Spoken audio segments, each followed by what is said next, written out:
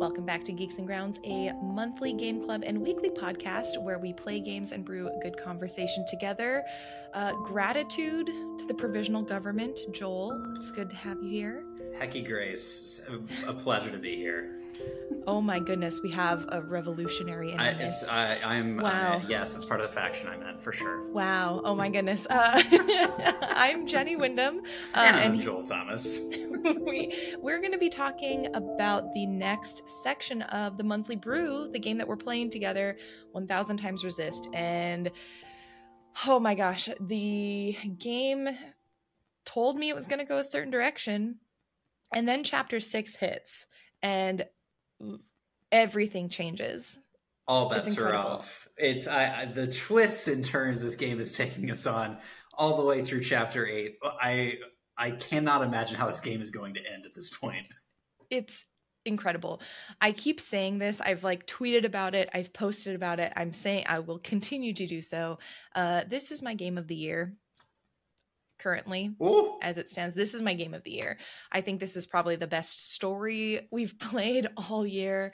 This is just the soundtrack. Okay, there's a piano refrain that I think also reminds me vaguely of a phrase of music that's in Casper, like the 90s Casper. I have to look this up, but if I can find it, it's the piano that's, oh god, I did not tune my voice, but it's like do do do do do do do do do do do. There's that refrain in there. Okay.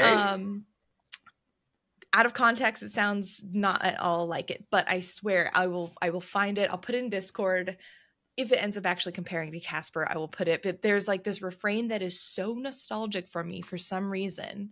I have a nostalgia refrain that they've been playing too, and I have not been able to place it. I wonder if that's what it's from. Maybe it's the Casper one. Maybe it's the Casper. But yeah, we will be delving into chapters 6, 7, and 8, spoiling everything in those chapters, getting into our hypotheses, what we are just super excited to see happen, things that we're confused about, because this is a game club and we like to talk about games in depth, kind of like a book club. For those of you who have been listening, thank you so much for joining us. If you are listening on Spotify, it really helps if you give that rating, the star rating thing that they have. If you're listening on YouTube, leaving a comment, leaving a thumbs up, that's really helpful. Just to help get other people in this conversation, let people know it's here. Before we get into 1000xRESIST, though, we always like to stop by the pastry case. I did bring coffee. It's 'tis the season now for iced coffee. Oh. So I have my iced vanilla oat milk latte. My favorite. Yeah, I wish I had made one. Oh my gosh. I took the easy way out. I bought this. But Lies. We have some game industry news that we all like to check out in the pastry case, and we've had 2 huge events happen. I wanted to get this recording out a little bit later because the Nintendo Direct happened this morning as of the recording of this podcast, and you didn't get a chance to watch it yet, right, Joel? Didn't even know it happened. Didn't even know it happened. Oh my gosh. So for folks who are fans of especially the Nintendo Switch, Nintendo, they had their summer showcase, which is the June Nintendo Direct. I won't go too deep into it because since you didn't get a chance to see it, I don't want to maybe spoil some of the most exciting stuff. Spoil away. I think my ultimate highlight was the fact that they announced a new Zelda game with Zelda as the protagonist, which sounds so amazing. I'm really looking forward to it. Not only that, but it actually takes the toy-like atmosphere and aesthetic from the Link's Awakening remake. That was so good. Which is my favorite. I want more games with that polymer clay toy, almost Duplo Lego kind of feel. Oh, makes me so happy. Yeah, I'm so eager to see. I did watch a little clip from your Instagram from the Kimchica world on this, and I was like, I'm very into this. I'm immediately into this. Mm-hmm. what the hook of this game is, and what's really interesting, is that Zelda will not be fighting with the sword. As the Triforce of Wisdom, as the Keeper of Wisdom in this Zelda universe, the mechanic is based on your ability to puzzle and solve and use your wisdom to what they call create echoes of objects and use them in situations that include combat, but also just general puzzle solving around the world. So this is such a weird word. I didn't like it, but they have Zelda using the tri-rod. The tri-rod. The tri-rod, which I'm like, that is not a great name, but that's fine, whatever. The tri-rod allows Zelda to create what are called echoes, which are basically clones or duplicates, which is kind of fitting, echoes of objects. And so like the example they used was a table. You can learn how to echo a table and put tables places and jump on them and stack them. And I think bringing in some of that experimentation sort of je ne sais quoi from Breath of the Wild, or not Breath of the Wild, or Tears of the Kingdom, bringing some of that in, I think, is kind of cool. I don't think it'll be as unlimited. It seems a bit more restricted, but yeah, just really neat, interesting hook, and I'm excited to see more. Yeah. Yeah, this sounds really interesting. Why not try staff? Like, why not try wand? Why not anything but try rod? Yeah, try rod. The word that rod is, again, like last time, what was the word? Sewed. Thick kind of sewed. Like sewed. Yeah, I think the sewed for me was kind of like the part. Sewed, rod. It's just kind of like a why choose those words? There are lots of other words out there. Some sort of monster must say that. I mean, I don't know how you would come up with thick sewed, but yeah, so that was for me the ultimate standout, but very, very closely behind. There were a lot of amazing titles announced. Dragon Quest 3 has an HD, 2D remake, where it's like looks kind of 2.5D, but I've never played Dragon Quest 3, so I'm very excited. It looks beautiful. Mario Party, there's a new Mario Party coming up, which is going to be the source of a lot of arguments, and I'm very much looking forward to that too. Mario and Luigi, they have a Mario and Luigi brothership. So instead of mothership, it's like a seafaring island hopping adventure, I think, but they're going with a turn-based feel. It's going to be awesome. I went like straight Full Metal Alchemist on that, and I was like, so they're trying to find the Philosopher's Stone. There's a lot of souls involved. Who knows? Maybe. Maybe. No, it looks so good. So those are just a few of the announcements. There were so many more. It was a solid direct. I enjoyed it. Ace Attorney. We've got an Ace Attorney, I believe, 2 announcement for fans of that franchise. Yeah. I wasn't hoping for Silk. Did they announce the next console? I think there was a lot of whispers that might get announced at this. Did that happen? It did not happen. No, I don't think. I think we're going to get some sort of announcement perhaps at the end of the year. But actually, I don't know. I know it's coming. We know, developers have gone on record to say that they've seen it, that they've been like playing with it. So we know it's coming soon. So it's just, I think they'll probably make more solid announcements by the end of the year. But got it. Yeah, along with, fingers crossed, Silk Song, which I didn't think would happen. Honestly, I don't think Silk Song is either Game Awards or they're just going to like shadow drop it on their own. Those are the only 2 options I feel like Silk Song would take.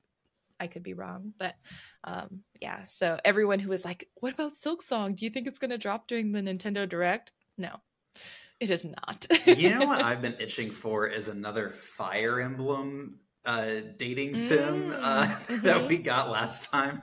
Yeah, the 3 houses. I love that so much. I would love to get like a surprise announcement of a new Fire Emblem game with that mechanic. Yeah, honestly, I could see them doing it for the Switch too. Like, I don't see them doing it for the Switch anymore because that's like everyone's already setting their sights on Switch 2, but I could see it happening for Switch 2 because it was so successful. Fun time. Yeah, it was great. And in addition to the Nintendo Direct kicking off and ending today, it was a tight 30 minutes, I think. We also finished the Steam Next Fest over this past week. Last episode, we didn't get a chance to really talk about any of the demos we played. So I wanted to ask you, Joel, did you get a chance to play some demos? What were some of the highlights for you? Man, I went through a bunch, found a few on my own, found a few from the community. Big shout out to Khalees and Valis for a couple of the recs that I ended up playing through. I'm just going to kind of rapid fire these, like a one sentence Joel take on them. So I see there's one that we had in common, which was Caravan Sandwich. Which was a very fun game, a little bit of exploration, reminded me of Sable a little bit. This kind of like striking out on your own, interesting color palette, interesting design. Ginger main character, come on, gotta love that. Tactical Breach Wizard, kind of a top-down tactical game. It's like Baldur's Gate 3 meets Rainbow Six is probably the best way I can think to think about it. Less mechanically interesting, though. Course.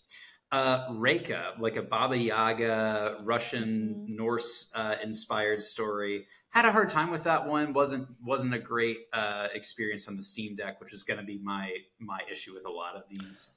Was that demo relatively open and sandboxy in the sense that they just like had you build sort of the house and that was it? Or did they include story in this demo? There was a story. So you build your character and you're running through like a town and you find right away what I suppose would be the Baba Yaga. The town thinks of her as a witch. I didn't make it far enough in to see if she actually is.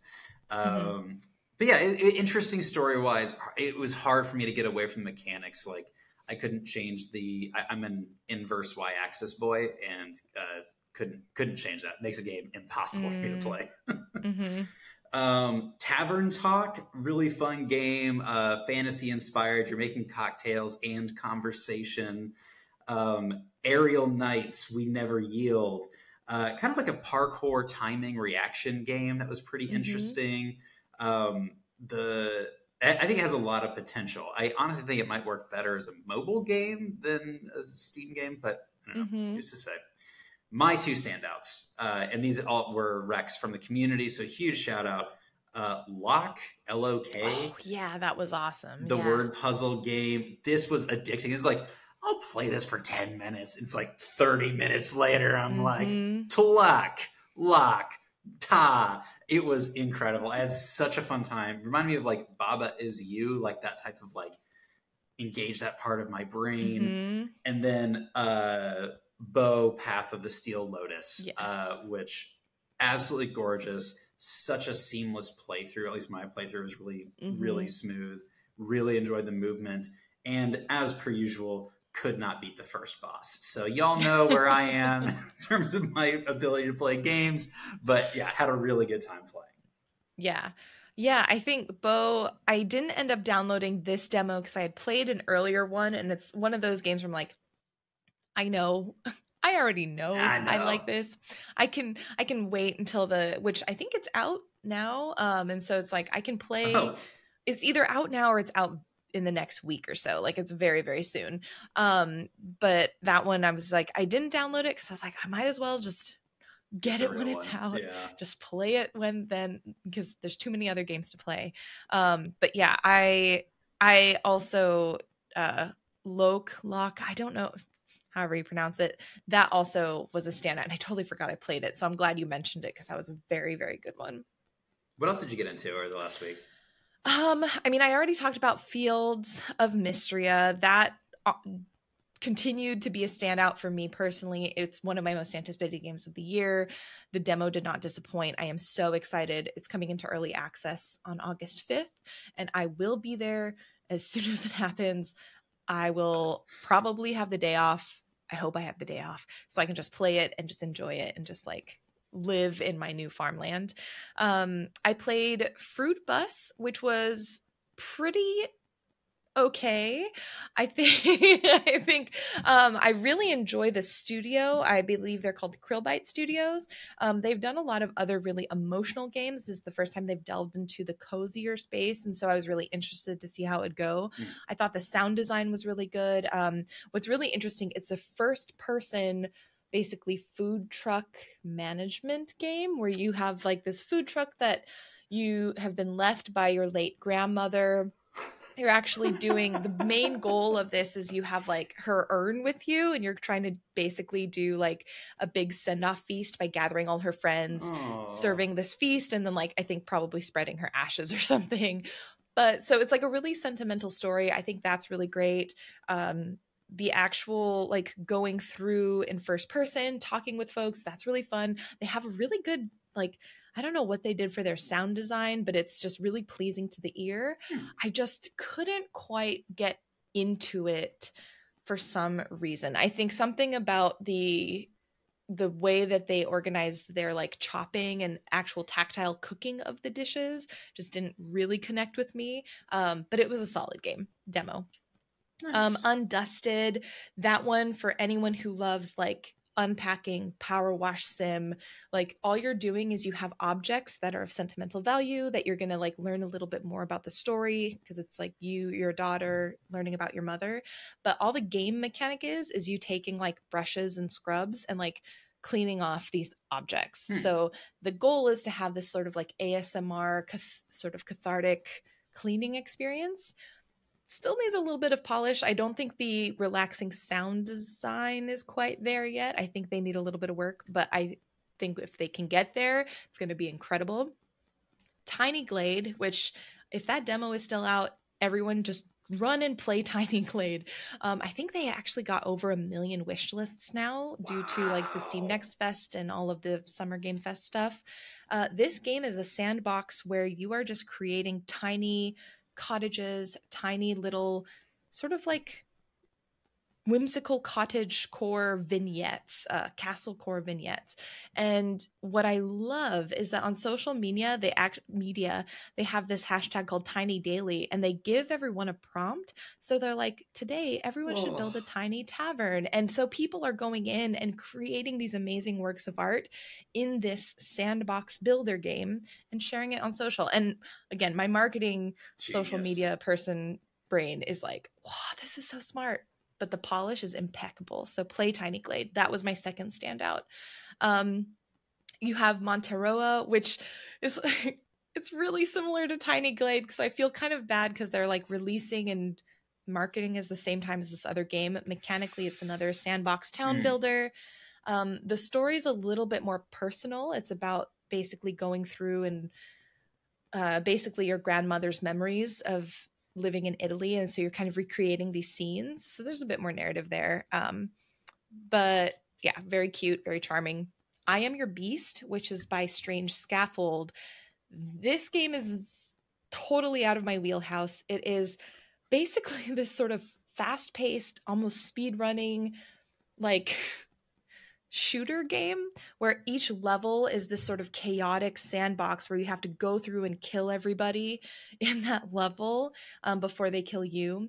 And the idea is that you used to work for essentially a military agency, but something has snapped and you're like, no, I'm not about it anymore. And the premise is you're like fighting the military industrial complex from within. Really good storytelling. They use this kinetic typography to do cutscenes essentially. Super dynamic, really fun. It got my heart rate going. I wasn't very good at it, but I loved playing. And Strange Scaffold never misses. Outstanding. Caravan Sandwich, you already talked about, so I won't go into depth there. I thought that was really charming as well. Also gave me Sable vibes. There was a little bit too where they talked about how, I don't know if you noticed this, but your character is returning home from like being out at Space City. This is sort of a sci-fi futuristic. Yeah. And so they had some themes of like what happens when you come home after a long time away, some of the maybe tense relationships or not tense relationships that can come across. And there were some signs in the game that pointed to like an exodus from your home planet where everyone's left to go find work and like opportunity. So I think the game is going to delve into some of that, I think, which is really exciting. That's pretty interesting for sure. Yeah. Yeah. So those were my Steam Next Fest demo like standouts, specifically Tiny Glade and Mystria. Oh my god, I just want to play Tiny Glade and Mystria all the time. But yeah, that was it. Any other last details for Steam Next Fest?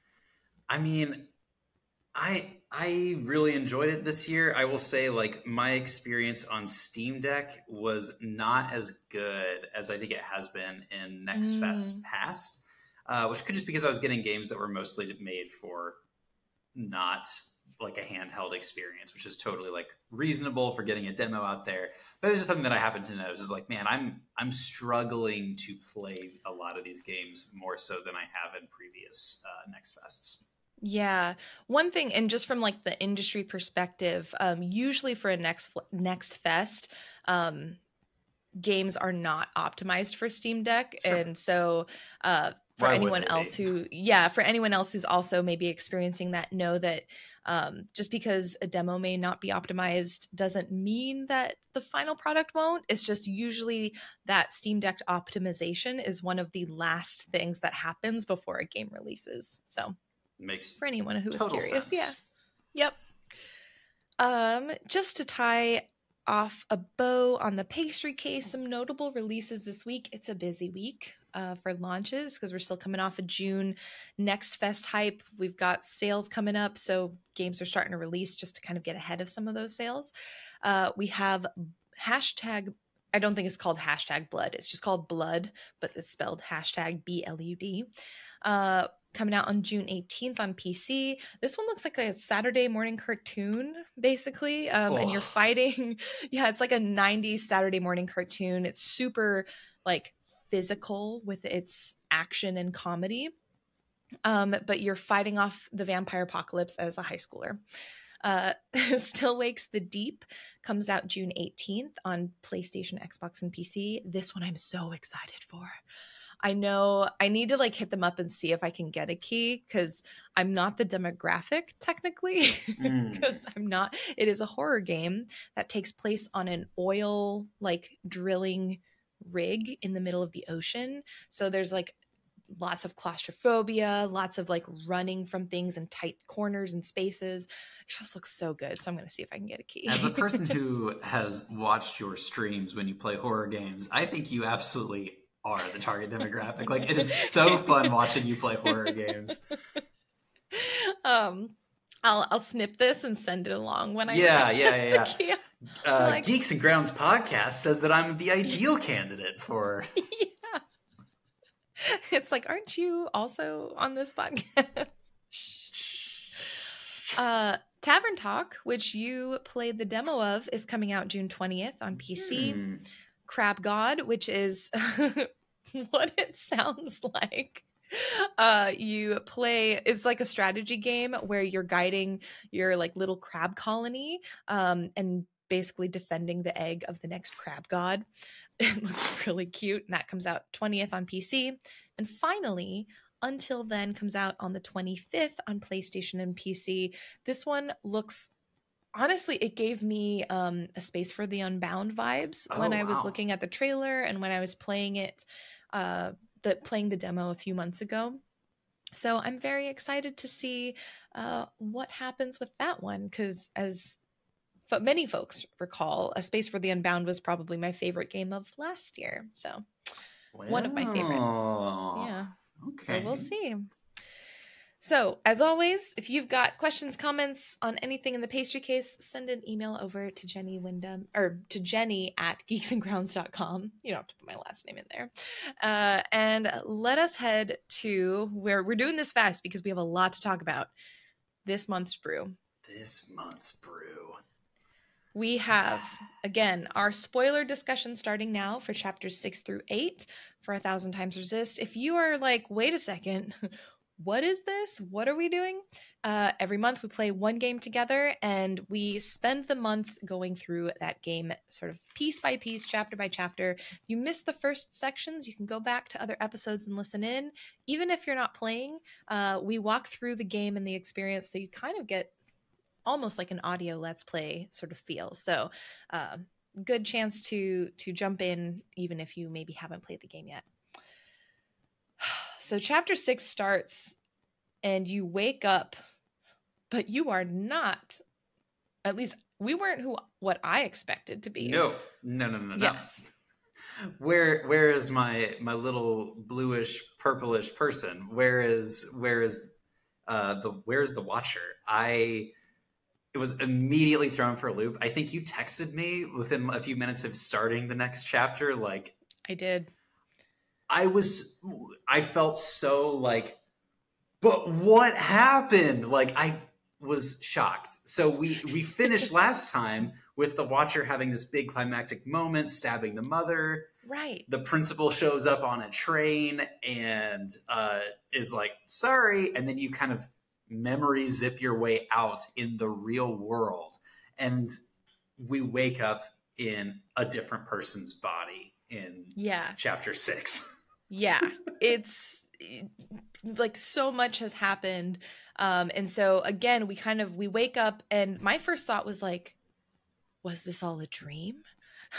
Like the question of what is reality and what is present time is still one of the biggest questions in this game. I do not know where we are grounding, like, what is the phrase? Like the now, I'm blanking on it. It's like then is the now and I don't remember either. Yeah, it's like something, it's like the here is the now or something. And I'm like, no, but what is the now? And that is one of the big questions that I continue to have in this game.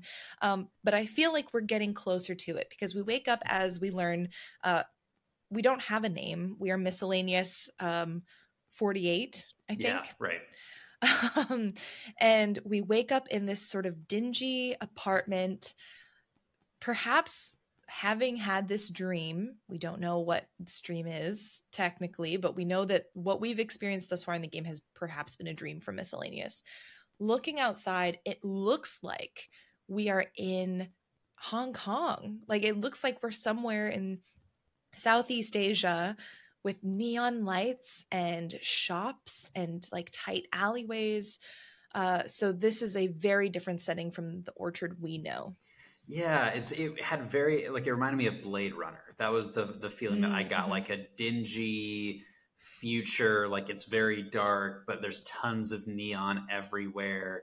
You're wearing all like a white outfit instead of the bluish purple one that you were in the previous chapters. Yep. Obviously, like because you're still playing a character that looks like Iris, it was really hard for me to figure out what was going on at this phase. But you're walking around this town and you're immediately, like, for me it was dystopian vibes. Like we are like a high control fascistic state, and you have like some mini conversations. You see women with guns walking around, which is obviously not something we have in the Orchard. And they're all wearing red. And so my first thought is, we're in the future. Principal has taken over, and we're seeing her regime. What were some of your like first big, like, what is going on? Like some of your big ahas as you were experiencing this? Yeah, very, very, like pretty much the same. You walk out, you see everyone who is not wearing red in sort of the similar suit of colors or non-colors that you've kind of gotten used to. And so that is relatively familiar. But the people who are in red are in like hard-shelled armor. Like they look military. And actually the first thing I thought of, especially knowing the teams connect, like the references we've already had to Hong Kong, to China, to protest and protest movements, is I instantly thought of the Red Guard from the Cultural Revolution in China. For folks who Yeah. That's really good, Jay. So that's for really folks good. and in the newsletter, for folks who, I'll put in a link in this week as well. But last week I put in a reference to the Red Guard. And so for folks who are paying attention to both the newsletter and the podcast, you'll probably put that together as well. But this is super abbreviated, and this is what I remember from college. So apologies. This is for anyone who's like very experienced in social movements in China. But basically, the Red Guard was a student/government-led paramilitary movement where when Chairman Mao Zedong came to power, they basically mobilized these student groups to go and enforce a lot of these cultural shifts that came with his rule. And a lot of this happened in terms of destroying artifacts from the older times, destroying readings, harming people who represented a lot of the older ways of being. And when we talk to the red shells who are guarding the alleys, and the more we get to know them, the more we see they also represent this really violent shift in looking towards the future and looking towards the new and not embracing anything of the past, like actively harming, forgetting, and like removing the past. So for me, that was like the biggest, whoa, this is the compare contrast I see happening right now in this moment. That's so good. That literally had not crossed my mind. And I think, especially as we get into this and we start learning about what has happened to the culture of the sisters, I guess, or the shells, I'm not sure how to frame that. That certainly resonates. That's such a great parallel. Wow. So as we're walking through, we're seeing all of these red shells guarding the alleys. We're seeing the miscellaneous sisters. We see some sisters with color, but we learn about we meet Melody, actually, which I think is super fascinating. Melody is another miscellaneous who has chosen her name. She used to be 86, but she has picked a name. So now we learn this is a time in which we are not defined by our functions in the same way. Names are back, baby. So there's a sense of individuality that wasn't there before. But I guess there still are functions in the sense that you have to pick a color, or it seems like everyone's moving towards picking a color, hopefully, to get somewhere in the world. Well, that was my take as well. So like the idea was like, you're a miscellaneous until you've adopted a color. Was that kind of how you were reading that situation? Yes. And it seemed to be like a combination of what are you good at? And I don't know how much like the provisional government sort of allows you to pick a color, or does there have to be something else that happens that qualifies you in addition to you just like wanting to be a certain color? But yeah, there is there's this delineation, almost like class delineation between the miscellaneous and the sisters who have their like colors defined for them. It's strange, and this is a question that I still have, is what was the role of the miscellaneous sisters within society? And I ask that because you mentioned kind of the classism side of this, and like you learned that like we're kind of in this lower level, but the orchard is still there. You have to go up a long escalator to get there. Some people have privileges, some don't. And there's the separation between the classes, but I did not get the sense that the miscellaneous had specific like jobs that they did that made them subservient to the sisters that had colors that were up above. I don't know. Did you see any signs of that as you were watching?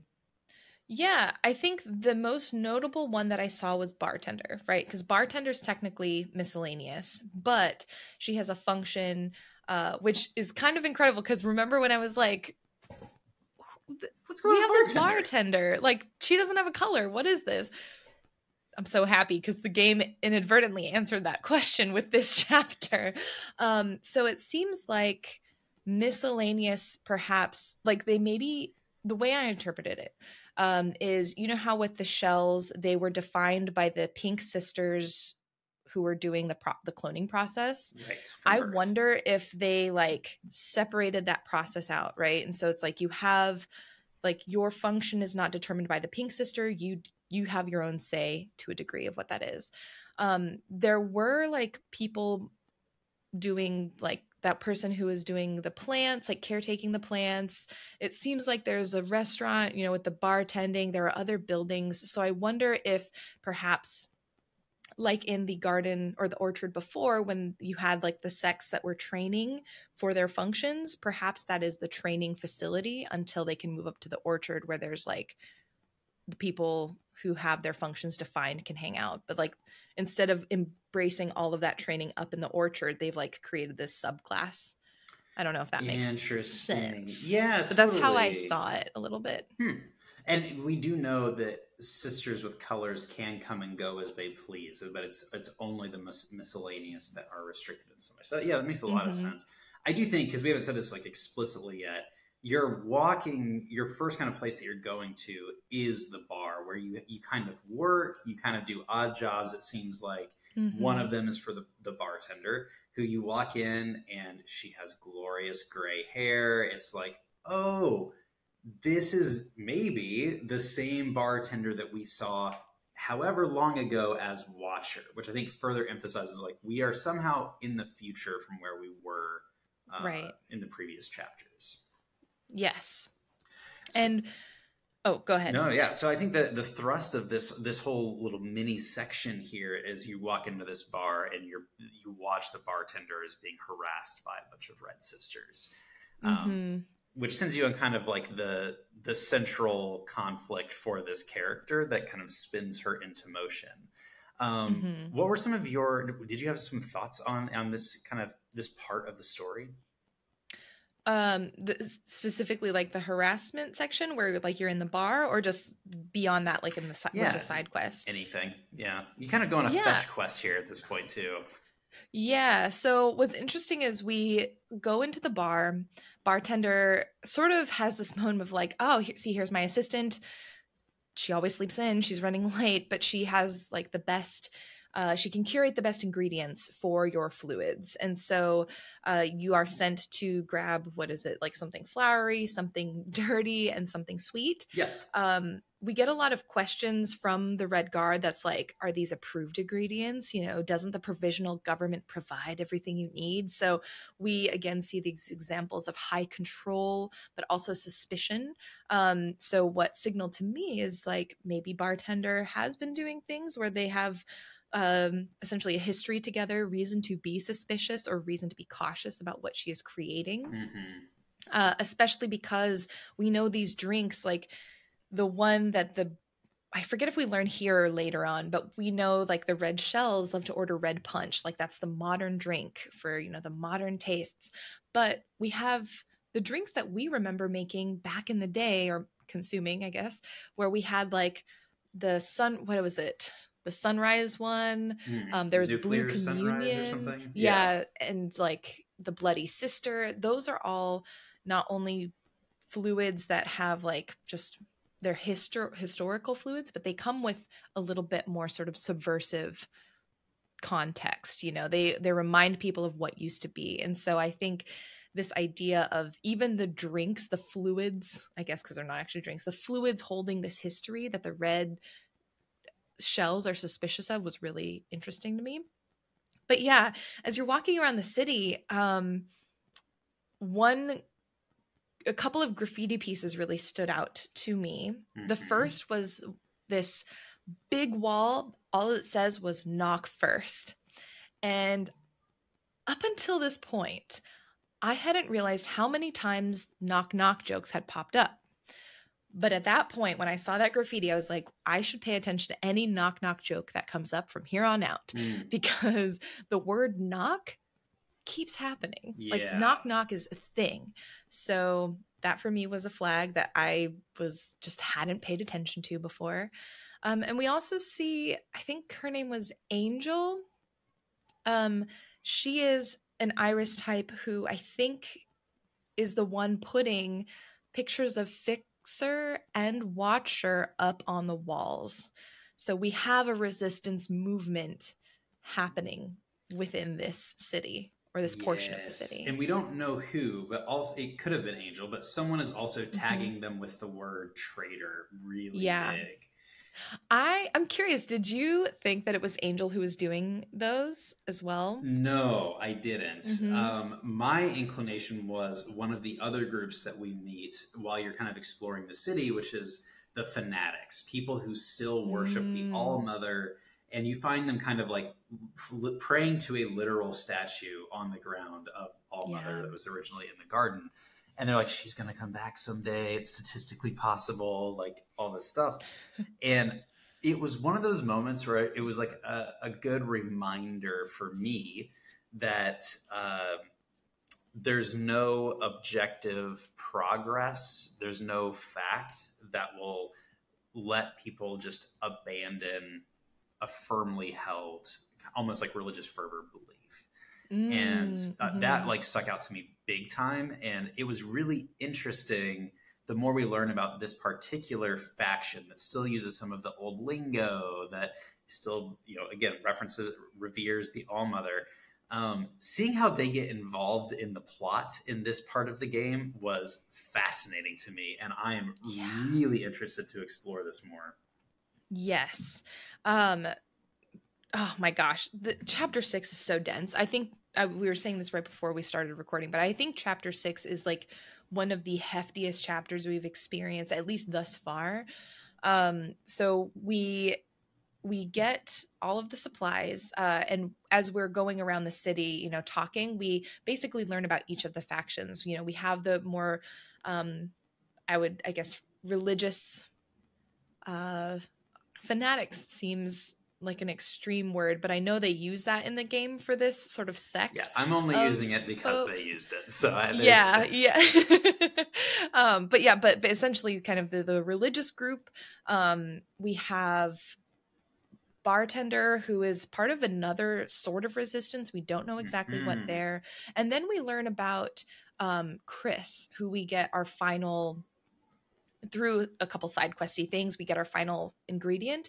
Chris and oh god, was it Athena? Athena. Was Yep. also helping Chris. So these two definitely run some illicit like sweets trading ring, which is kind of hilarious to think about. You kind of learn that your character's a bit of a rebel in your own right. That like you run Yeah. along rooftops, you deliver things, you help procure things for people. That's what you're kind of good at, which is not an official role. But that Right. you're also good at baking. Was that what you? That's what I was taking Yeah. away from that. This like because they call it solids, but yeah, Solids. it's like Yeah. this idea that yeah, you are good at something. And later on in conversation, bartender says, "Of course, you're good at empathy and imagination and creating things that bring people joy. It's just not a government sanctioned function." So I thought that was fascinating. But I think what was interesting about Chris and Athena to me is they represented yet another um basically belief in how the world should move forward. Like, what does progress look like? Does it look like going back to religion? Does it look like totally, the red shells are about erasing the old and only moving forward with the new? Bartender seems like an interesting mix of both, like trying to retain some of that history, but also figuring out ways to move forward. Chris and Athena are with the miscellaneous, and they're very much like, we need to get rid of the red guard, or not the red guard, the red shells. We need to protect the miscellaneous because nobody else protects us. So we have these really divided groups in this city. And again, it's just there's so many layers to what's going on here. It's Mm-hmm. incredible. So I think that kind of gets us to the central motion that sets your character going forward, which is you Mm-hmm. find your ingredients, you move forward. That Yeah. night, the bartender is out looking at the portrait of the Watcher, and Mm-hmm. as she is turned facing the portrait, the Reds come back and they shoot her in the back, and she dies. Your character awakens. You get the impression it's kind of still the middle of the night. At least that's kind of what I was feeling. Mm-hmm. Stumbles upon the crime scene, and there is a familiar face. I'm not sure if that's the right way to frame this. You see Knower, who has a new job title, which I'm not sure if I wrote down. High Minister. High Minister. So again, there's been evolutions, but this is a person that we knew as Watcher. And she essentially puts the screws to you a little bit, gives you a bit of a hard time. And it's one of the ways that you start learning more about the social hierarchy and like what is okay to say and what is not okay to say. And what was really interesting for me, I think Noah is one of the most interesting and dynamic characters in this game. She's all over the place. Like she clearly had feelings for Watcher or for the bartender. And clearly like recognizes the history that they have, is clearly not like comfortable with what has happened, but is also like, yeah, she shot herself in the back, and that's what happened. And is like, this is the company line, you need to get with it. Which I thought was just like a really, Noah was kind of a sketchy character previously, and she is still just really hard to read. Yeah, I think that's a really astute observation about Noah. The fact that, again, if we're looking at each of these groups and each of these, especially the major characters, as perspectives on how to deal with change and as perspectives on what choices you make to facilitate change, Noah is definitely the one that's like, I am going to do whatever it takes for me to be safe and to not cause waves. I just want to get through it myself, is the vibe that I get from Noah. I think the fact that when we, I just wanted to point out, because I realized I was looking through my notes and I was like, when we go back, rewinding, we go home from working at the bar or being with bartender, the miscellaneous that we are, is visited by Melody, and there's a knock knock moment there too. So I just wanted to highlight that. Gotta call it out. We gotta call it out. Once you see the patterns, Melody says knock knock, and they I had put it out because this was a really heartwarming moment in a lot of things that are not very heartwarming. Melody and miscellaneous, they have like a fixer watcher dynamic. 100%. And it's very, very cute and endearing to see. And it also really breaks my heart because we know kind of what happened with Fixer leaving on the train and Watcher being left regretting everything that she wasn't able to say. And so like it for me was just like, oh my God, let's not repeat history, because Melody and Miscellaneous, they have this moment where they're like singing together and it's so cute. It was really cute. It was such like a moment of like, catch your breath, because everything from here on out is going to get really wild. Yes. Yeah. Also, bartender, when she is talking to the Trader Graffiti, says something that I wrote down because I was just like, what does this mean? She says, when talking to the Watcher picture, I wish you would hurry, but some sisters aren't going to make it much longer. I'm just like, what do you mean I wish you would hurry? Are you around? Like, do you know something about Watcher that we don't? Is Watcher here with us? Is the Watcher in the room? Is Watcher in the room with us now? Right. So I wanted to point that out because for me, that was an underlined question mark moment in my notes. Yeah, it was an interesting poll, and I couldn't tell if this was like another religious fervor moment or if there was something else going on, and we will learn that something else is going on. Yeah, like maybe Watcher has reached the status of not quite ALLMOTHER, but another like martyred figure. That was my first question for sure. Yeah, that's smart. The perspective also when you're walking back from finding out this horrible news, I will say, so when you're walking to figure out what happened to, you don't know it's bartender yet, but you know something horrible has happened, the camera changes to be fixed, which I thought was incredible because you are forced by the game to not see anything until the game wants you to see it. And I thought that was really, just, again, such cinematic, like tight work there. And then when you found out the news, the perspective of the camera changes again so that you're right behind the head of Miscellaneous. and everything else is just blurred and hazy. And you feel this panic and rage just set in, like viscerally through that camera work. It's like the Yeah. neon is kind of bleeding all through your screen. And it was like really beautiful. It was also kind of a challenge for me to figure out where I was supposed to go at this point, because they also include this really cool mechanic where, you know, you normally get these little objectives that pop up and they go to your objective area. You start kind of seeing this miscellaneous character setting their own objectives as though they're in conversation. I should do this. I'm going to go here. I should probably go do this. I should go feed the plant. Like the way that, like, after when you're in shock, you don't know exactly like what to hold on to. And I thought that was like a really clever way to use that mechanic. Yeah, it was really fun because, it's like it goes, go home, don't go home, like find Melody. I wrote this down because I thought it was so good. I screenshot every single one. And it starts to find Melody, don't want to talk to Melody. And then it gets into this, again, this rage where it's like, find out who did this, cut them, watch them bleed, watch them suffer, grow cold, kill the High Minister, destroy the provisional government. So again, we're seeing that our character is not one for the status quo and is very willing to go to, which we're in a very enraged state because our friend just died, but like we are already primed to do something very drastic as a result of what's happened. Like we were at a breaking point, and this kind of set that match for sure.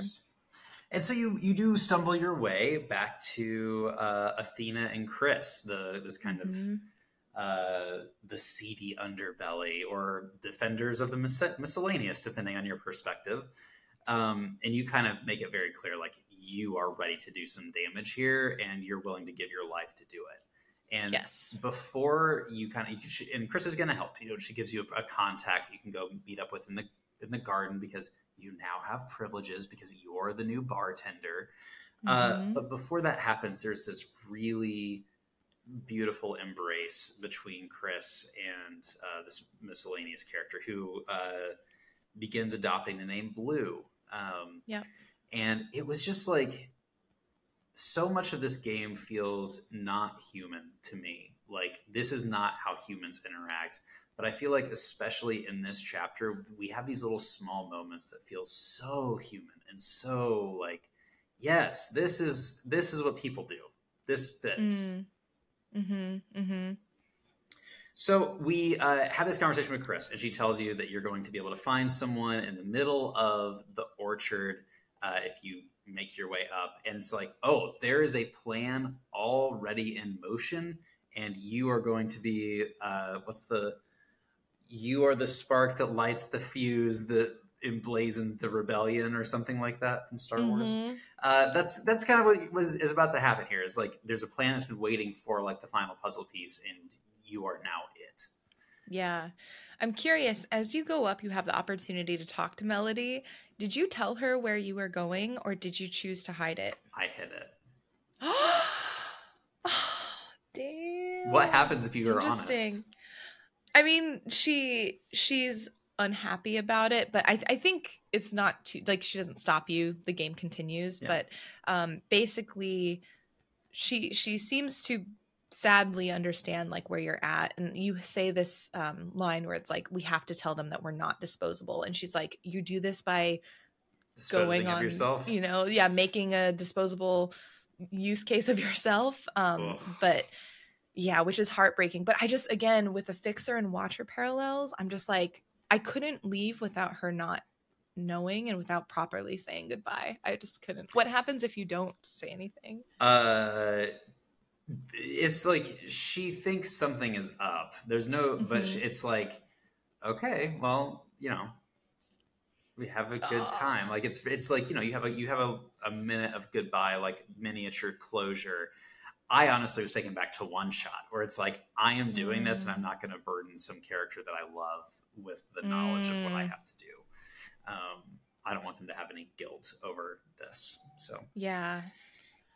And also we haven't mentioned, but we're going up, and the event that will be the catalyst for our plans is this play that happens once a year to celebrate the ALLMOTHER's sort of like, I guess, the ALLMOTHER's death or birthday, I forget which one, to celebrate the ALLMOTHER and kind of remind everyone of the values, you know, that we live by, which is interesting because there is a dialogue that you get where one of the red shells is like, art, frivolous. We don't want any of that around here. The play is the one exception, and that's because it reinforces what we want people to believe. Yes, again, I can't unsee the red guard thing from this now. You've just so perfectly captured this. So yeah, I will say, I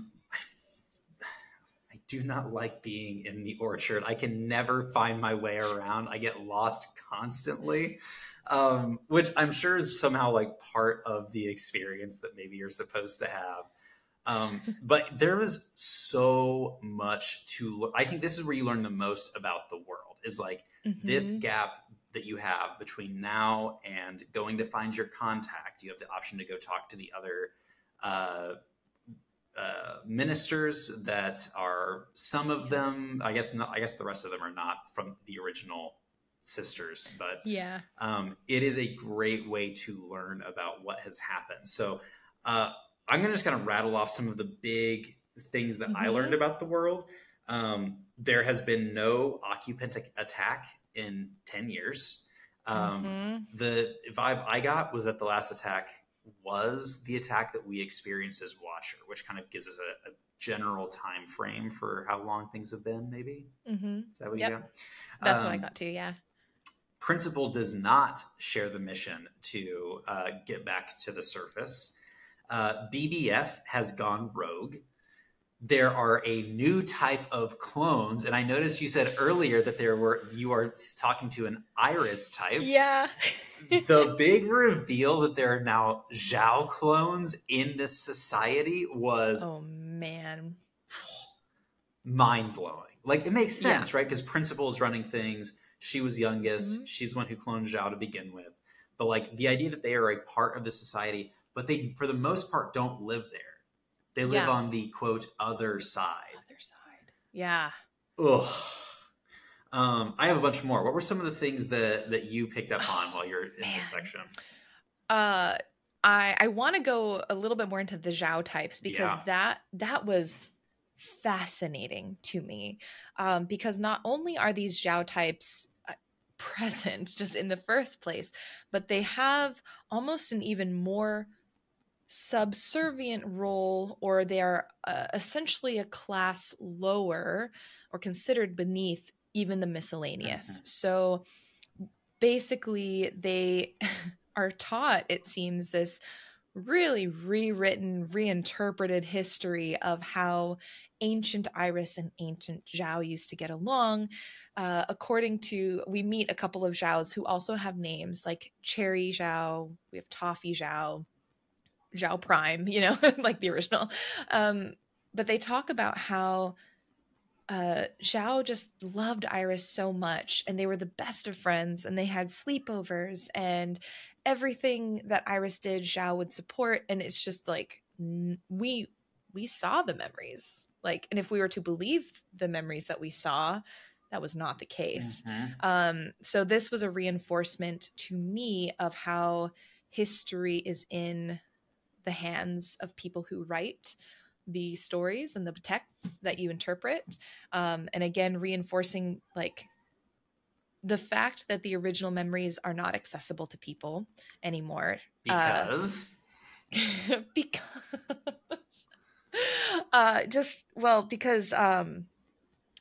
Principal burned down the library. Okay, I was like, did you want to get into that? I was just like, when they said that, I was like, a great way to signal to me that you're a nefarious person is to actively destroy records like that. And it was like because it was right about this time that you learned the library, quote, burned during the last occupant attack. It was like, No. Girl, I don't think so. Well, and you learn later specifically what happens. This is fast forwarding a little bit, but as you're bartending, you learn from the capital red shell that basically as soon as the occupant attack started, Principal took that shell aside and said, go to the library, burn it, make it happen. And that's what got that capital red shell like on Principal's side, because they were like, finally, we're getting rid of all the old bad useless traditions, and we're only going to move forward with the new stuff. Yes. So absolutely wild. You learn they're no longer looking for immunity. Nope. They've given up on that. They have rewritten history such that they are blaming Johnson 50 for all of like humanity being destroyed instead of Iris, which is what we know to be the case. I kind of got the vibe that Fixer is kind of a cursed, almost like a superstitiously cursed name, that like no one wants to be associated with that. They had a hard time getting someone to take the green for that part of the ministry. And I just couldn't help but wonder if there's like some superstition there. I also got that vibe as well. I think one of the other things that I noticed, this is just like a more miscellaneous conversation that you can have, but talking with one of the green I guess not miscellaneous, 17 was her, I guess, name, because she hadn't chosen a name. So you learn that you can not pick a name if you don't want to. That's okay. But picking a color is like separate from picking a name, because at first I thought they were this one and the same, like once you picked a name you had a color. It seems like they are different, but what was really interesting is that this 17, this green shell, she says something that Fixer said earlier too, which kind of gave me this double take moment. She says, when asked about not having a name, she said, I'm not one for rules. And I was like, oh my God, that's what Fixer said at the beginning. Oh, I totally missed that. And so again, there's this just like, what are you inheriting? What are you inheriting from the generations prior? We're seeing some of this repetition, and it's really interesting to me. And so again, just yet another question that this game is asking me to reflect on, I feel like, is just, what is this? What do we inherit from the people who come before us, whether it's like genetically, whether it's through the knowledge that we can grasp through books. So yeah. Yes. So I think this kind of gets us to the point where it's like, you've uncovered a lot about this world. You do meet your contact, and they're in the middle of the orchard. And what happens is you walk into a big space, almost like a museum, and you see the body of Watcher, hands raised above her head, in some sort of like frozen, it looks like a transparent cask in some ways. And there is a Zhao type that is serving as like a museum docent to explain the Watcher story.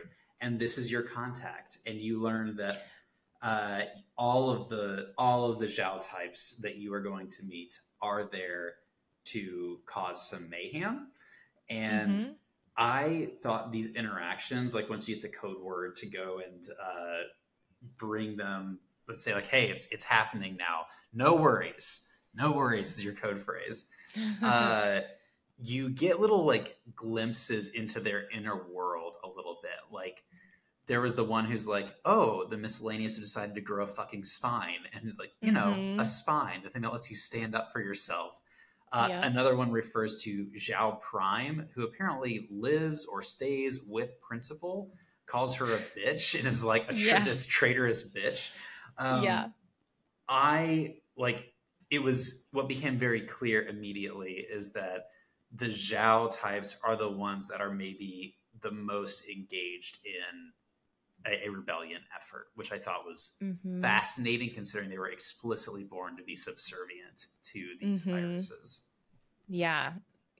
I think, again, the Zhao types were some of the most interesting conversations and added elements to this game that I did not predict at all would happen. So yeah, I love being able to go around and talk. What's really interesting too is I think it's Cherry Zhao. She's essentially next to the stage where the play is about to happen. She has a huge amount of journals that look just like the journal. Oh, that's right. Yeah, and basically what they have is every year the tradition is the Zhao types like painstakingly recreate something that Iris had brought with her from her home. And the tradition is they give it to the Iris types as gratitude to like the irises and the provisional government. So it's like their life, they spend all year doing this. So their entire life and livelihood is in service of the iris types, which, yeah, you can imagine why they would be angry. Yes. And I was just like, I really loved the parallelism, or maybe the anti-parallelism, of having them be such a the burr in the saddle, that like, you know, the original Zhao really bothered the original Iris, like, and we can obviously debate about like the justification of that, but like it really bothered her, and they did not kind of get along, and Zhao was just like really committed. And so now we're seeing that it's like, oh, Zhao is your kind of enemy is also not going to be a good time for you, Iris, and we're going to see that play out. So we get a bomb handed off to us because you go get to be a bartender for a little bit. Were there any other big moments? Because you've referenced a few of them from your bartender experience. Were there other parts that stuck out to you from that? Yeah, I think right before bartending, I don't know if it was an optional conversation or if it was a mandatory one, but in talking to Zhao Prime, there was one quote that she said that I also wanted to highlight. Zhao Prime talks about how a good performance is this miracle that happens. You know, it's like, oh, the lighting has to be perfect, the crowd, the performers, everything has to be set and perfect. And in my head, initially, I was like, oh my God, she knows, like the situation has to be perfect for it to go right. But then she talks about how while every good performance is a miracle, miracles do not happen because you want them to. Which is interesting because in my head, I'm like, aren't miracles just like miracles? Don't they just like spontaneously happen? That's the miracle part of it. She says miracles do not happen by a single occurrence, but by our ability or through our ability to nurture multiple occurrences into the future. So she's saying we have to do all of these things, and all of these things stack for us to be able to create the future that we're looking towards. And again, with all of these characters who have very, very different agendas and very different ways of wanting to get to their future, it makes me more interested to see how are all of these occurrences going to stack up, and like what kind of future are we actually going to get when everyone is putting like their chip into the pile all at the same time, it feels like. I think that's a perfect parallel for what happens at the bar, because all of these people come up to you from these different factions. You have the fanatics, you have the Red Guard, you have the you have the Green, I think, that comes to be a part of this. Like there are several who come there like clearly in on this with you. And I thought that was so interesting. There's like this multi-faction coalition to try and bring these people down. Which, considering what you just said about Zhao Prime, I think it's super fascinating. I didn't find Zhao Prime. I did not find her at all. Is she wearing the like schoolgirl uniform, or is she wearing something different? No, Zhao Prime was not, and that was also really interesting. I believe, if I'm remembering correctly, Zhao Prime was wearing like a black outfit. Huh. Yeah. I can't believe I missed that. I feel like betrayed, because I've literally been. I literally wrote down. I was like, where is Zhao Prime? Has she survived? Who is this person? Like, there's some major plot points. Like, oh, actually, you missed her, dog. Sorry. I will say, for anyone who is curious, if you're playing right now, on all platforms, including Switch. Actually, today was the day Switch updated. There is a map update. So if you're playing, you can go in, update your game, and you should also have a map now available to you so that you can actually navigate the orchard, hopefully more easily. Dang it. Yeah, which we can use for the rest of the month. But yeah, for anyone who's like, oh my gosh, this place is so hard to navigate. Because there was one chapter at the very beginning where there was a character I could not find how to get to her. And I need to go back and play that chapter to get the achievement of talking to all the sisters there. So yeah. Achievement hunter. I mean, we could certainly use that map for the rest of the game, except for you just blew up. We are about to blow up the orchard. So I don't know that we're going back. That's true. That's true. So let's talk a little bit about this. So like you finish your bartending experience, you have the bomb in hand, you go to watch the play. It is silly and disconcerting and propagandistic all at the same time. And you're like literally just like holding a trigger in your hand, and there's a Zhao type next to you that is kind of going to be your buddy while you go through this. Was there anything that stood out to you about the play itself? I mean, you destroy art, and those are the actors you get. First, this is really bad acting.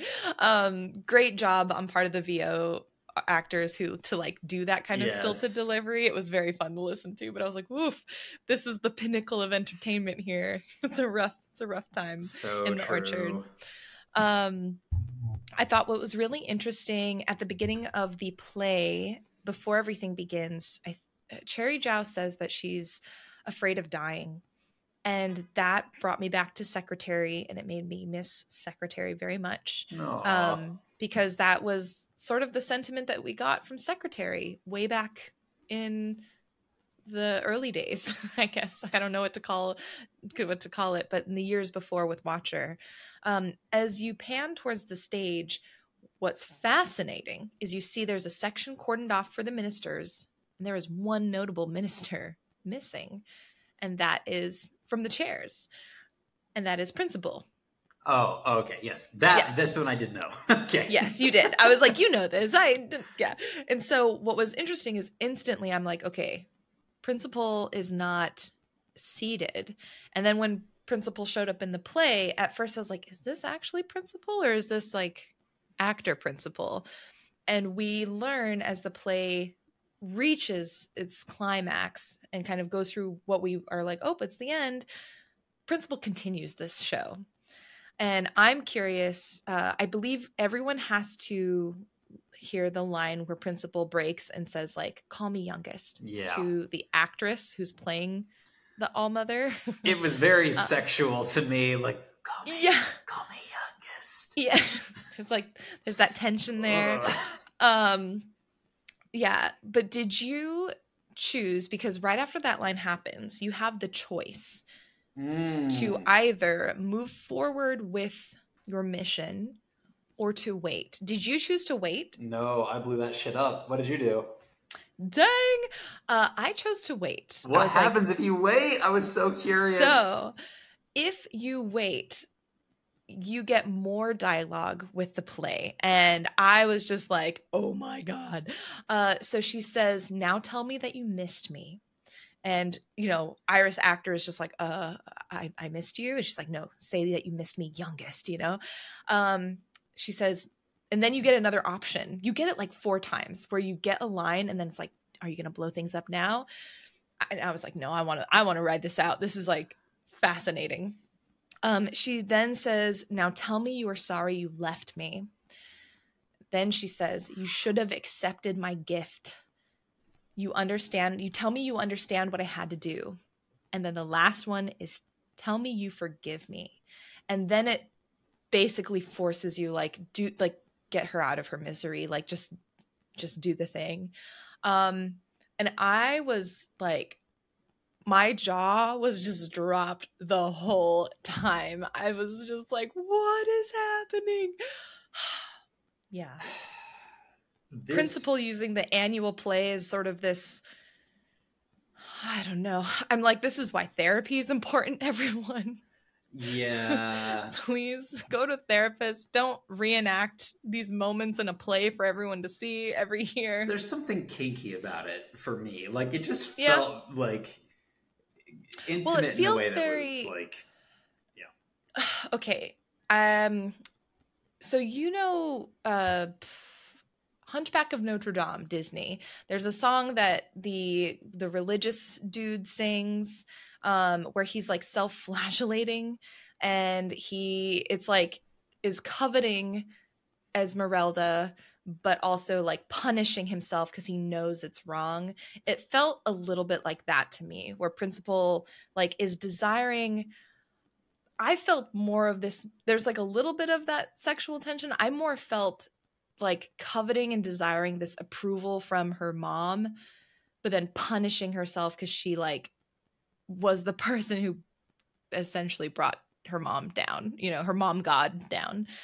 So there's this like self-flagellation, which is kind of kinky in its own way. Classic mom god daughter dynamic. Yeah. I'm like, what is not Oedipus? It's whatever the I don't know. It's like I'm forgetting what the inverse of Oedipus. Yeah, the inverse of Oedipus almost feeling. But yeah, you eventually have no choice. The game forces you to this candle. You light the candle, you set off the explosion.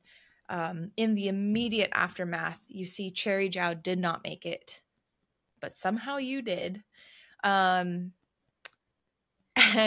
hark, but a blast from the past, Secretary shows up and tells you that it's time to run. But Secretary's voice, they definitely matured a little bit. Older. Because they sound like a teenager or like a young adult rather than a child. Yes. Which was really interesting. And they were missing a part of themselves, which is like, okay, so this stabbing thing did really happen. We did that. Mm-hmm. Mm-hmm. And you are instantly taken into a Hong Kong flashback, I guess, like vision of Hong Kong. And this was, you're running from the flames, you're running from the Red Guard, you're trying to make your way to the train station. And I'll be honest, like, I had like some minor PTSD in this next sequence, like playing through people running and trying to make their way, get away from the police in Hong Kong during the protests there. It felt viscerally real to me, like hyper realistic. Yes. I mean, I also really appreciated like the symbolism of it, the use of like the umbrellas as a motif that were all around. For those of you who don't know, like umbrellas were like a key tool for those that were in the protests, and how they were used like in a multitude of ways. But this part of the game really hit me hard. So I'd love to hear like what your experience was in this section. Oh, yeah. It was, so the way that they interweaved, because the flashback wasn't a steady flashback. It was, you are running and dodging, and all of a sudden, flash, you're back in Hong Kong and during the like 2019 umbrella protest, and then flash, you turn around and you're in the train station. So it is so frantic. So it was just impeccably done on that level. What was, from a personal level, I also got very much like flashbacks to 2020 minor trauma moments. It was very hard to play and very hard to not like feel my own heart rate, like not just because the game was exciting, but like I was brought back very viscerally to some moments that I recall. And so it was really hard, but really, really well done. Like, I don't think I've played a game that's captured that kind of feeling ever in the way that this one has. So yeah, just again, just a testament to the research that this team has done on that level, but also just their ability to use this medium to tell a story that you could not feel the same way if you were just watching it or just reading about it. So amazing, amazing work. We get to the train station, Surprise, surprise. And we've heard rumors of a certain Bang Bang Fire wandering the tunnels, but it looks like we have found her ourselves, and she is holding up a gun, and she's just telling us to get on the train and to not make her do anything that she doesn't want to actually do. So we get on the train, we turn around, and this is just a veritable family reunion, because not only is Bang Bang Fire here, but she tells us to talk to the boss. The boss is Fixer. OG Fixer is alive. OG Fixer. Right when that revelation hits, all of a sudden we start to sort of lose ourselves a little bit. And Secretary says, "You've been in here for too long. We're going to have to reset and get you out of this communion." And I was just like, I knew it. How long? All along, we've been inceptioned in this world. We are in a communion right now. You are in a communion right now. Oh and my God. Like, I think it was one of those things, like, I couldn't tell, and you're not supposed to know, I don't think, like, how far back the communion rabbit hole goes. But at this point, my theory was the entire game that we have been playing has been communion. Yes. Was that also the vibe that you got? That's what I rolled with, was that from the jump, we've actually been playing as Blue in communion. And we're only now, again, that question of when is the here and now? Yeah. I think we're finally getting to the here and now. Yeah. I totally agree. And I think for me, the sign of that is that when you murder Mother, this is like the thing that just did not make sense for me, is that when you murder Mother, you zip away using the little memory things. And I was like, that, I don't understand how that happens in the real world. And the only way it makes sense is if all of that was part of the communion. Yep. So that was chapter 6, which, again, the amount of information packed into that chapter, we haven't even gone, like, both of us have pages and pages and pages of notes. We didn't even talk about every detail. So again, if you're listening to this and you've got details that you would like to just share, put them in the comments. We would love to see them. We also have a hangout happening on June 29th. Yeah, that's right. Yeah, 29th at 3 p.m. Pacific. But chapter 7 begins with a phone call. We don't see anything. We just see the dialogue box. And we actually get this insight on a call between Iris's mom and her grandmother. And this is a very, like, I don't know. The conversation felt very familiar to me in a lot of ways, where it's like, I sent you these supplies. Make sure you use them. Like, there are these masks. I got this for you. How are you doing? Are you taking your medicine? You know, like, very, like, average conversation topics in a lot of ways. When did you figure out that the mom was talking to the grandmother? I felt like it was pretty immediate. I might have skipped something, but, like, because you kind of go through this series of, like, mental gymnastics. Like, you're seeing a conversation between Iris's mom and someone. You're getting a flashback with Iris's mom and dad together. You're back on the phone again. And for me, it wasn't until literally the very last conversation that I realized that the mom was talking to the grandma and not Iris. Oh, I think... How did I know? I felt like the name was maybe on there, and also the color of the dialogue boxes, because Iris is always gold, and I don't think... You're so good. I don't think the grandma's was gold, but I will have to, like, look back, because I did not screenshot that section. But you're right. This chapter 7 is a fever dream of a chapter in terms of timeline. Like, we are constantly, like, sometimes with even just like one dialogue line, one piece of dialogue, we're bouncing back and forth between timelines. So basically, the overarching story and beat that chapter 7 is we are back with Watcher for the vast majority of it. And Watcher is being held captive in this padded cell, pseudo solitary confinement. There are guards, so technically not totally solitary, but they're basically solitary confinement. And you go through a lot of like psychological torture, physical torture throughout it. You're getting drugged.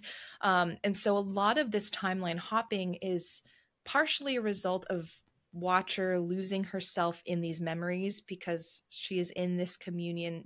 That's just what she's doing right now. But also because of the drugs that Nowhere is giving to her that are putting her in this fugue state. Yes, and like it's very 1984. Like you cannot tell moment to moment if Nowhere is there to help or to harm. You're getting mixed messages from her. You have no sense of time. You have no idea what's happening on the outside of what Nowhere is like feeding you. And there's also a lot like this fever dream of a chapter. My goodness, like this is where we were talking like.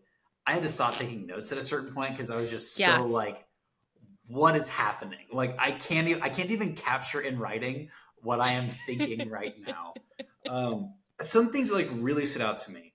You learn that just like Iris was at the school dance and was the only one that didn't get sick, Iris's mom is a nurse and she's the only nurse that hasn't gotten sick. And so we suspect that mom is also immune. The thing that stood out to me that was like I still have the most questions about is the little we get the name for these eventually, maybe not until chapter 8, but you get the name for what secretary is. Do you remember what they're actually called? Familiars. The familiars, yes. Yeah. So the familiars are these little floating things that have been going around, and we've seen secretary, the blue one. We've also seen Vice, who works for principal. And follows you around. And maybe it's been there all along and I just didn't notice it, but it wasn't until this chapter that I wrote down that there's a third one that is yellow that I don't know that we have a name for yet. That maybe and I don't know that we've seen it. Same. I also did not realize or put together that we have 3 total because frankly, part of me also up until this point was like, oh, maybe every sister, like once they get to a certain point or certain seniority level, maybe they all get one of these things like secretary. So yeah, this was a big revelation for me as well. The fact that there are only 3 and we have met 2 of them up until this point and that they are provided by the occupants. Yes. And we finally start like learning a little bit more about that. One of the things that we learned that really hit me was during one of the kind of torture scenes, Nowhere explains that when you are Watcher at the very beginning of the game, in your first communion, and you see that Fixer has broken into the communion to warn you about Mother, that wasn't Fixer, that was the principal. And that like shockwaves for me. And I was like, oh, here's where the seed started to get planted because that never really quite made sense to me. And then Nowhere is like, yeah, but she doesn't want to see you because she knows that you still betrayed her to principal after this. And I was like, that is such a dagger. And as we move forward and we start seeing like in the closest to present time as we have, what's been happening, there is some tension or some bad blood between Fixer and Watcher, even like our present timeline. So I don't know if that is it or if something else is going on, but man, that really hit me. Oh man, that was another heartbreak moment because it's like, just the fact that like the realization on Fixer's side too, it's like, I think, what was it? The fact that, it wasn't me who died, but you would have thrown me to the wolves. Like that is just heartbreaking. And at that point too, I think Nowhere twists some words that Watcher says earlier to her, because near the beginning of this chapter, Watcher talks to Nowhere and is like, oh my gosh, are you like turn color so easily, you know, you're so easily swayed by, you know, authority or other people or other powers coming in to tell you what to do. And Knower, when this realization about Fixer happens, twists that and says, you know, can't believe like you would turn color and just turn Fixer in like that.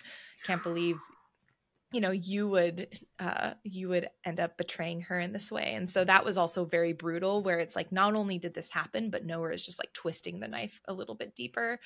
But it's tough because it's like with Knower, I oscillated back and forth because I'm like, I do think in her own way she cares, but it's just like, I don't vibe with it. Like, not my style. But in her, like, I think in her world, she is trying to do what she thinks is best for her sisters. Again, I don't agree with it, but I think she believes it. Even like up she's to the trying point to find of her like taking Watcher's eyes and blinding her, which was a brutal scene. Even then, you can tell she's doing it. She truly believes that this is the best way forward. She's trying to like get a forced confession out of her. She's trying to like maybe work to peace of some kind. But we also know that she is connected to BBF and Fixer on the outside. So it's just like, I don't understand how this is all happening.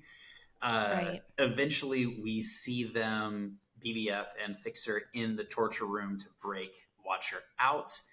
And they're like furious with Knower for blinding reasons. Her, obviously, right? Yeah. But it was just like, that idea of like she so fervently believes that what she's doing is the right way, like that's always such a terrifying, and that is like O'Brien in 1984. That's like such a like I'm doing this horrific thing and I believe I'm the just one here. Right. Well, I think one of the lines she says to Watcher, because again, we're going through and Watcher's being tortured, and she's saying, you know, you should be grateful. You are lucky. They want your head. So instead I gave your eyes. So like, you're still alive and be grateful, which is not, it's not the consolation that I think Knower thinks it is. Yeah. So we have that through line. I think, you know, what we should have done is gone through with the through lines, because we have Watcher and Knower and Mauve. I think it's slightly comical in this dark comical way of how Watcher has named her guard Mauve. And is constantly talking to Mauve, even though Mauve never talks responds back. So that gave me a little bit of comic relief, because you know, you get the like, Mauve, stop talking, you know, when Mauve has never said anything. One of the other threads, though, because we oscillate between Watcher in, they call it basically year 1 AA after ALLMOTHER. We go that's back what AA also. Is. Yeah, I can't remember if I made it up or if they said it. I wrote it down, so that's good. Yeah, but I think it means after ALLMOTHER. We go back to, we get negative numbers, and that's like year 2048, and that's actually following that storyline with Iris's mom and dad, which, so sad. Oh my god, I'm so happy we still get to see them, though.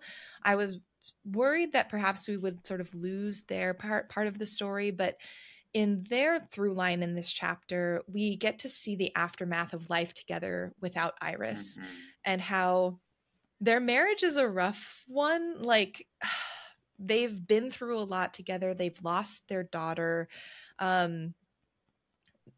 There's sort of this lack of intimacy and romance between the two of them. But they're still sticking together through these really tough times during this, you know, the occupants coming in and invading. And one of the scenes that I really loved between them is they are trying to record.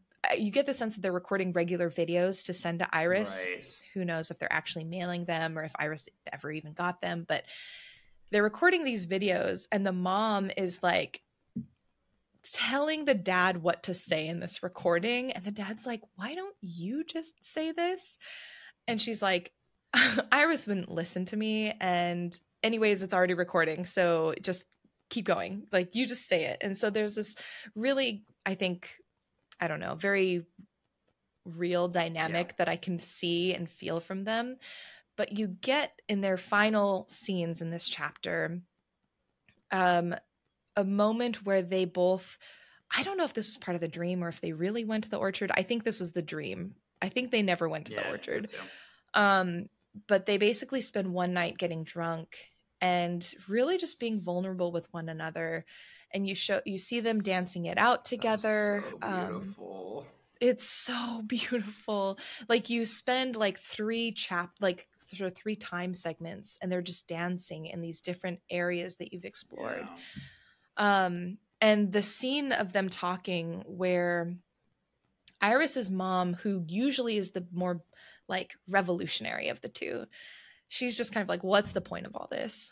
Why did we do this? Because it brought the fist down faster in terms of protesting and standing up, having a spine.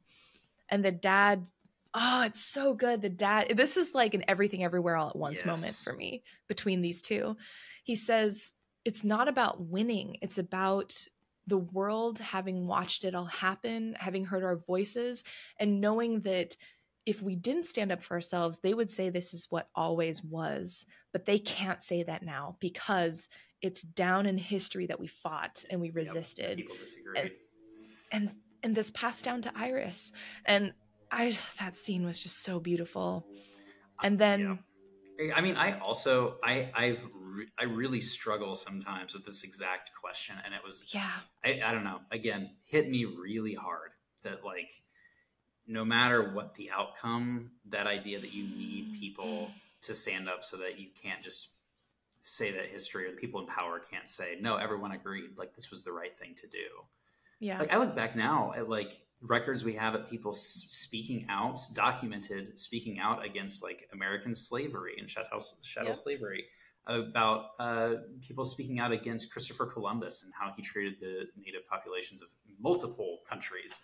Like, without those, we would still have a unified voice in, like, our white culture that Christopher Columbus was always the good guy, and that, like, all these systems of harm just had to happen because it was just a product of the time. And it's like, no, people of the time disagreed with this. And that is like, oh, it was so poignant. I love that moment.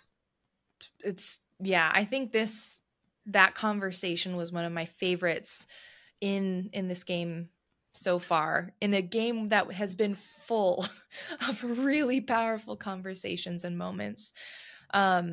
And then it's even more heartbreaking because after that, you essentially get the scenes that show, Iris's mom looking through the apartment and realizing that her father or her husband has committed suicide. Okay, so I couldn't tell from this. Really? I kind of ran with it, but I was also crying at this point. Okay. So I just kind of was fast forwarding through the time. Because they explicitly say that he went to Hong Kong. And I was like, this. So first of all, it's amazing to me that we are getting all of this at all. Because so far, all the flashbacks that we've seen with mom and dad are from Iris's perspective, which makes sense because we're communing with Iris. The fact that we're seeing this at all while Iris is not there is like, oh, the occupants do have a connection to the mother, who we have seen has, like, she sleepwalks, she has these conversations with someone that we don't know who they are, she's immune. And so it's like, okay, so there's a deeper connection to the mother here happening. But I chose to believe that he actually did try to go to Hong Kong because the alternative was just too hard for me in that moment. Oh man, you're more hopeful than I. It was just like, the like video note that he left, and knowing that, like, you learn that the dad, while he is, like, very much like an optimistic guy, has been brutalized and is also kind of defeated in a lot of ways. And so I can totally read into this that, like, it was a suicide experience, but I'm choosing to believe that he tried to get to Hong Kong just because gives me something to hope for. Yeah. I don't want to break that hope. But do it. Okay. The only reason I think that he did not actually physically go to Hong Kong, maybe in spirit, was the chapter. So you know how in the lower, what is it, left-hand corner, you get sort of the year approximately, and then like the titles of that portion of the timeline. We have -14, -13, -12. So this is those 15 years before or whatever happened. I don't know. It's just, we're in the before times. The titles for these chapters are ellipses, ... you. Then you go forward one, ... you can. And this is all through Iris's mom's perspective. Oh, and then you go forward one more and it says ... you can sleep all you want. And that to me does not sound like he actually physically went to Hong Kong. But you know, maybe it's not that. Maybe he did actually go. But I read that and my heart shattered because I was like, this for me confirms personally that I didn't even read those. I literally didn't read a single one. So you know what? If you do not see it, maybe it doesn't exist. If I don't read the ending of Beauty and the Beast, Belle gets to marry a really hot beast and live in with a library for the rest of her time in a talking plates. And that's what happens at the end of Beauty and the Beast. I love that. Let's go with that. Oh my gosh. But yeah, this chapter was outstanding. Again, fever dream is the thing that I would describe it most. There's one last portion of this chapter that we haven't talked about. Would you like to intro it? Is it the or just get into video piece? Mm-hmm. Okay, so one of the last pieces we get into takes us out of this ethereal, stylized game and starts showing us this. It is either the most hyper-realistic game creation or is an actual video of recorded places. My assumption was in Hong Kong, of like people driving around and like, what do you see in the city? And it's like a blue sky. And it like, this moment broke me. I was just like, ugh. I was crying so hard by this point. Oh, it was so good. I'm getting choked up thinking about it. It was so good. And it's just like in a game where everything has been so processed and where like you don't know what's real, that you get to have this experience at the end of this like fever dream communion experience was like, I didn't realize I was holding my breath and I was able to exhale. Yeah. Oh my gosh. So this section I actually played on the plane because I was traveling recently for work. And so I was already like crying and like generally holding it together, but crying because of, you know, all the flashbacks. We also didn't talk about the thread that we got with ALLMOTHER or Iris, original Iris, because she's going through like essentially what does it mean to be a mother to the sisters. That's right. And all the doubts and frustration, all the doubts. And there's a scene where like youngest is like knocking on the window and Iris is just like, mom needs a second. Stop knocking, like this is driving me up the wall. And so this communion that Iris is sharing with the sisters is a result of like, they won't be children forever. They need to know like everything. I need to share this knowledge, which is very different from our experience of communions from the start of the game. But yeah, this scene, the way you described it was perfect, where it's like it was a breath of fresh air. I was holding my breath. I was so tense, and you could just like enjoy sunshine and real greenery and other people, like humans. It was just beautiful. So, so good. Let's give honor to chapter 8, which was a pretty short chapter. There's not a lot of like events that happen. It's mostly you on a real physical train, and you are there with old school BDF, old school fixer, old school healer was not actually dragged out and murdered. She's also there. Yep. And old school watcher, our old character. And the framing is they've been on the run for years, just taking this train in circles and circles and circles. They still don't know what's out there. They've somehow been orchestrating some rebellion, and they're frustrated because they feel like Blue maybe ruined some things. And just kind of big picture, some of the things that are happening are you learn that just this most recent thing that BBF did, where she had to kill someone in order to get Blue out of the orchard, has seriously affected her. She is already extremely traumatized. I think she's missing both of her legs at this point. Healer is really struggling to keep Watcher alive. Watcher has been almost incoherent in the physical reality, can only really communicate via communion, but the communions themselves are killing her, and she doesn't really know it or want to acknowledge it. And then you have Fixer, who's just keeping the train running until it breaks down. And you have this moment of her being like, I can't engage with any of this other stuff that's happening. I've got to fix the train. And you start seeing just how like each of their personas taken to the extreme is this really like poisonous dynamic for all, like it's poisoning themselves, which I thought was a really interesting experience. They all look at Bartender as this hero. And some of the things that stood out to me were you learn that Secretary can read minds, which makes sense because how else would communion work? And you learn that the principal does still live somehow back in the orchard. And essentially you kind of get to this point at the end of the chapter, and there's like big events where you have to complete a communion with Watcher in order to communicate to her what's going on and kind of bring her up to speed before she passes. And you learn about kind of genetic memory a little bit, and all of this kind of wraps up as you decide that like we're going back to the orchard and we're going to try and free the rest of our sisters.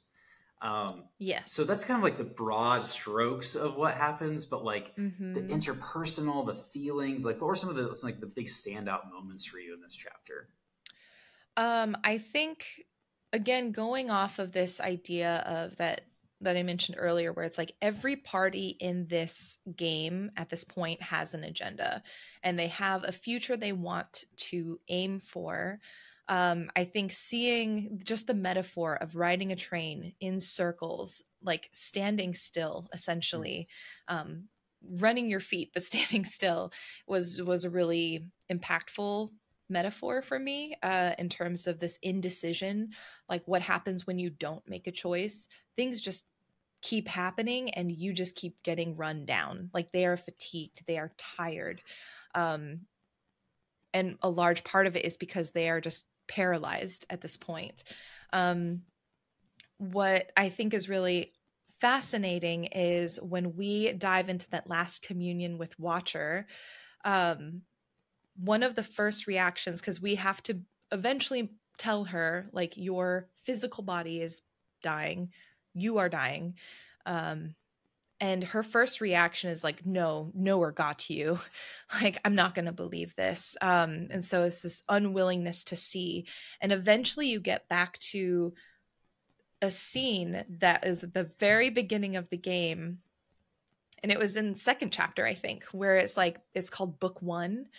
And you have a vertical perspective of the house that Iris grew up in. And you're essentially chasing Watcher around the house, and she keeps disappearing and eventually ends up in Iris's childhood room. And Watcher says, I've never been here before, but everything in my body says it's home. And I was just like, oh, because again, we haven't talked about it, which I'm sure we will next week, but there has been this continuous theme of like, where is our home? You're a stranger in a strange land, this idea of diaspora. We've still been seeing that throughout this entire experience. And so this example and this bringing back to the idea of like, what is home for Watcher, for Iris, for Zhao, for everyone? Like, what does this mean? I think that for me was the most impactful part of chapter 8. Yeah. Wow. I think for me, it was looking at the disconnect between Fixer and Watcher that was the most hard for me to engage with, because it was just like, Yeah. like these two so clearly have this deep connection, but because of all the circumstances of their lives, they aren't able to enjoy it or experience it. And it's, I don't know, it's like, it just, you can see how it's twisted them and really affected them. I have a question. Yeah. We have been seeing a word pop up a lot, and we kind of mentioned last week that we have not talked about this word when you and I were just chit-chatting. Yep. The Keepers. Yes. Who are they? What are they doing here? What exactly is a keeper? And I have a theory, but I don't know that it's been confirmed, so I'd love to hear what your thoughts are. I think we learn about who the keepers are in chapter 7. If my understanding is correct, the keepers are the occupants. There's essentially we learn that the keepers speak to Iris, and the keepers are the ones who gave the familiars. And so I don't remember if there are any other explicit places we say that, but I believe in chapter 7 we learned the keepers are the occupants. And they're the ones who gave you the ability to have communion. Yes. Which I think is interesting. Yeah, go ahead. Right. Well, okay. This is like one of the few Star Trek episodes I've ever watched. There is a Star Trek episode. I'll need to try and find it, but there's like basically the same keeper sort of idea where there are these entities in Star Trek that could not speak using a verbal language, but they speak using like memories and like nonverbal, just like communication, like kind of telepathic communication. And so I'm like, did these developers watch a little Star Trek? And was this a source of inspiration? Because it felt like, I think it's confirmed that the keepers, the occupants, they do not communicate in the same ways that humans communicate, which is why the familiars were supposed to help, because then they could help translate or create a bridge so that they could communicate through memory. And so that's why the communions being a repurposing of the familiars was like a big deal, to talk to the sisters. Yes, okay. I'm glad I had kind of a similar take that like maybe keepers is what they call themselves rather than the occupants, which again, we get back to like the diaspora thing and diaspora thing, which I think is important, like a really important facet to this. It is the episode from Star Trek is called Darmok. And the big like famous line is Shaka when the walls fell, Temba at rest. Such a great pull, Jenny. Incredible. Yeah. I'm glad that you actually knew it, because I'm like, I remember this from like childhood, just tacitly and like passively absorbing Star Trek, and I'm like, someone out there has to know, so I'm glad you knew it. I had to look it up and just be clear. I was like, I know when the walls fell, and so I was able to find it. But given that we know this is how keepers have to the keepers have to communicate. And the familiars are maybe a conduit for this and for communion. They read minds, yada yada. My theory right now is that Picture Zhao is the yellow keeper, the yellow familiar. That's a good theory. Oh, interesting. There is a point where Youngest talks to Picture Zhao in one of the flashbacks, and it was like, wait a second.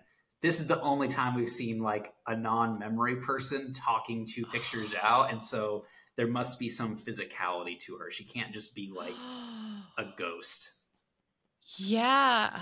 You know what's interesting? I had not thought that at all, but now that you're bringing it up, every time we do see Picture Zhao, she is hovering in a way that is very similar to Secretary. Oh my gosh. That's a really, really compelling theory. I like it. Shaka when the walls fell. Gonna have to try and find that episode so we can watch it. Yeah, that'll be our pour over material. Yeah. So that's it in the biggest air quotes ever. That's it for chapters 6 through 8. Again, there is a lot that we didn't dive into. So if there are details that you liked, details that we omitted simply due to the lack of time, please let us know. Again, this is the best game I've played all year. Like, for me personally, I think this is like, it's feeding a lot. We talk a lot about how Geeks and Grounds is kind of like an opportunity for curation. Like, I know that I would not have picked this game up on my own. And I also know that if I did pick it up on my own, like, the length of time that it takes to get through some of these chapters may have maybe put me off, that I don't know that I would have continued to persevere. And I think because I'm playing this in like one sitting, like multiple chapters, like several hours at a time, I am connecting with this story in a way that I, number one, know that I wouldn't have solo. And number two, like, it is really emotionally hitting me in a way that I was not expecting at all. Yeah. So a great selection, Jenny, already, no matter what happens in this next chunk of game. But wow. Yeah. I'm just so appreciative of the team that put this together, because I'm growing as a person because of it, I think. Yeah, when I was telling I was at a conference and I was telling folks, like, this game, like, I can feel it changing me as I play. Like, I can feel it impacting the way I think about things. I can feel it, like, I can feel my brain like changing. It's just so good. So yeah, kudos, Sunset Visitor. Anything you make, I will purchase 5 copies of forevermore, which is a great segue. So next week, our discussion will be through the final chapters of the game. Next week is the final spoiler cast. We're going to go through all the rest of the game. The last week of this month, we have a special episode. We're going to be talking with Sunset Visitor, the developers of this game. And if you have any questions, please send them through. I've got a list of them from folks already, so thank you so much. And we will try to get to as many of them as we can, but that's going to basically be the next 2 weeks for Geeks and Grounds. Next week, we'll officially announce our next selection. I think it's actually already technically live if you want to go to the website and take a look, but we'll announce it on the podcast next week so you can start prepping for our July game. And the last housekeeping bit is, again, the Hangout. If you want a chance to talk in person with some folks who have also played this game, I'm so excited for this month's conversation. Yeah. There are so many quotes I have. And yes, for folks watching, I know my camera went out. We'll get it back on in a second. But for folks who are interested, please head to our Discord, and we will be able to have that on the 29th at 3 p.m. Pacific. Thank you so much, as always, for joining us here at Geeks and Grounds. May you find people to enjoy the communion of your coffee as you make it through the rest of this week. And my camera turned on just for the ending. Perfect. Bye. We'll see y'all next time. Bye.